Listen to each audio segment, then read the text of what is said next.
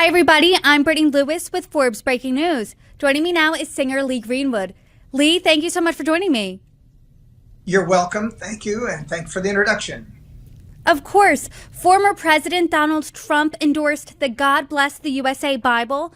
So to begin the conversation, can you talk about your partnership with the former president and how this all came about?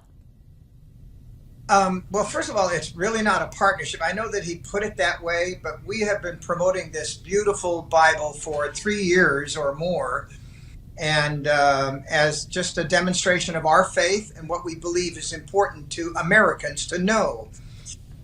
With the immigration problem the way it is, our song, God Bless the USA, has stood for a welcome sign to new immigrants who come to this country. I think that they probably know more about the Constitution and the Declaration of Independence than I do, and a lot of Americans. But the Bible is worldwide. And so I thought, what a great idea to put 4 documents with the Bible and let anybody be able to study both at the same time. Expression of faith, understand how the country got started.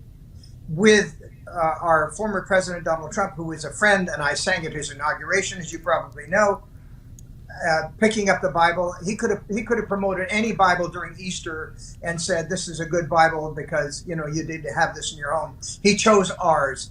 And ours says, God Bless the USA Bible, oddly enough. Well, as you know, he's endorsed and embraced my song. He uses it in his rallies, and I will proudly sing it for him if he becomes president once again. So the combination of the two and working alongside of him to promote the faith in this country and using that book, the God Bless the USA Bible, that just makes me proud. I'm privileged. Can you take a step back here? Because like you said, your song, God Bless the USA, has been linked to the former president for years now. You performed it at the inauguration. It's his walkout song for many rallies. How did that relationship start? My wife, Kim, and I have been married 31 years, and she was a Miss Tennessee USA. She is the director of Miss Tennessee USA, Mississippi, and Georgia for Miss Universe, formerly owned by the former president, Donald Trump. So she worked for him for much longer and knew him much longer than I did. And so when we became friends at that particular point in history, we worked alongside of him for his rally campaigns and things like that. So it's not uncommon that we would not be in conversation about the country, about what's heading to, how to handle immigration and faith and many more subjects of that nature. So for him to pick up a Bible and use this particular Bible because it has my song associated with it is not a surprise. And is he getting any money from this? I know that you said that it's not really a relationship. He just endorsed it. But is he just saying this has the Donald Trump stamp of approval? Is he benefiting in any financial way? Not for me. I know he has his own deal with a Bible company, as I do.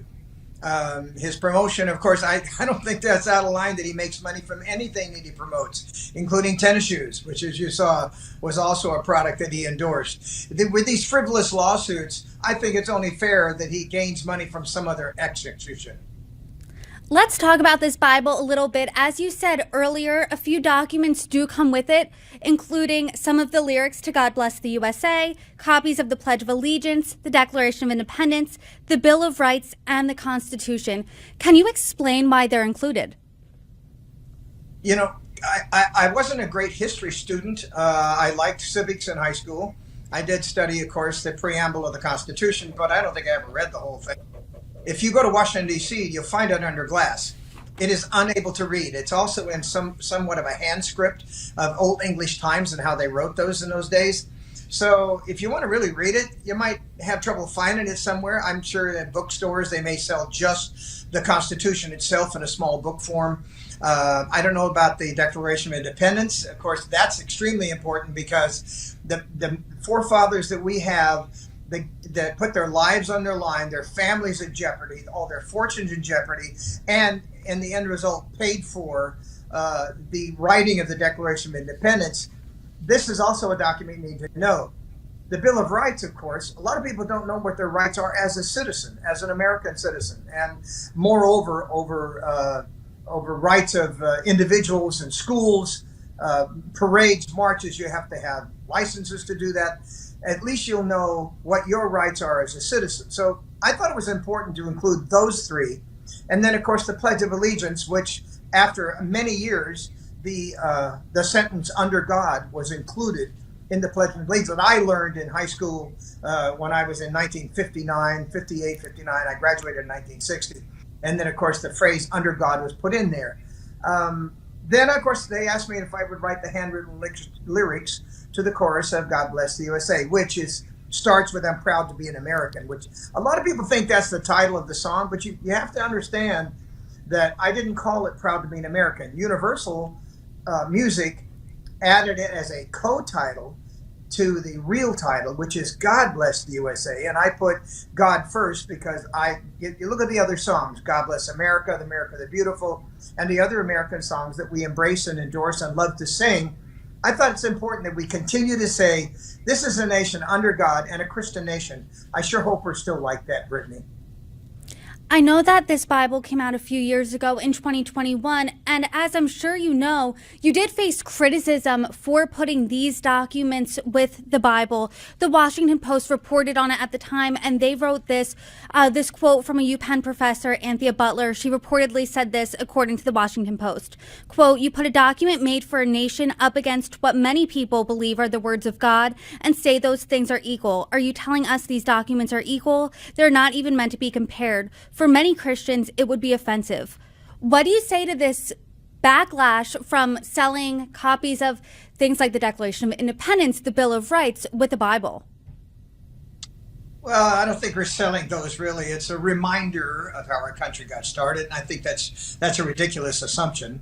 I believe that when the Pilgrims came here on the Mayflower trying to escape the King of England, who said you're going to face religion the way I tell you to, they came here to start their lives together and honor and pray to God and have their own faith and not be told what to do. So I don't know. That's kind of a ridiculous assumption, I think.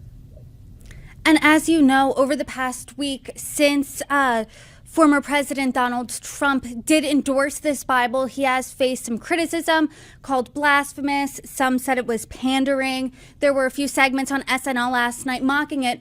What do you say to that type of criticism? Well, I kind of like the skits with Gutfeld and SNL.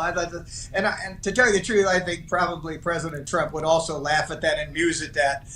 The seriousness of it is during Easter weekend that the President Donald Trump, felt it was necessary at that particular point to gather the attention of people and say, this is a good week to have faith. I'm all about that. And I have my copy here on my desk that was signed by President Trump. I sent him one that I signed, and he signed one and sent it back to me. And these are available, by the way, on godblesstheusa.com. If you want one of these, believe me, this is a beautiful book. I have several NIV versions, but this is the King James Version. And the leather-bound book of this is just absolutely, it's got the onion skin in it, and it'll last a lifetime. So you need to have one of these. Right before Easter weekend, Donald Trump, as we said, gave his stamp of approval endorsing the Bible. How have they been selling since then in light of Easter weekend as well as Trump's approval? Oh, I'm sure they're flying off the stands. I don't keep track of how many sales there are. I know they've had many emails about people who say, we have the Bible, would you sign it? We saw President Trump talking about it. We are so grateful that he is a man of faith and believes in God, just over and over and over. And so my team is very excited in order to order more Bibles and certainly have them there available for people who want to buy it. Lee Greenwood, thank you so much for joining me. I appreciate your time. Thank you, Brittany. Thank you, Forbes.